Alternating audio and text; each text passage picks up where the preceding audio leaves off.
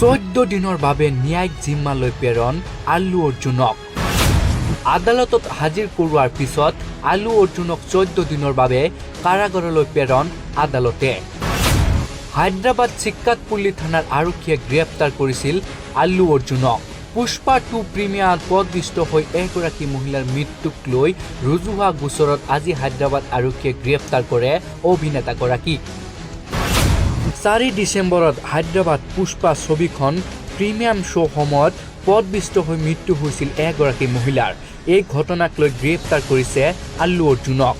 মহিলাগৰাকীৰ মৃত্যুৰ পিছত এই ঘটনাক লৈ দুখ প্ৰকাশ কৰিছিল দক্ষিণৰ ছুপাৰষ্টাৰগৰাকীয়ে। লগতে মহিলাগৰাকীৰ পৰিয়াললৈ 25 লাখ টকা সাহায্য ঘোষণা কৰিছিল আল্লু অৰ্জুনে।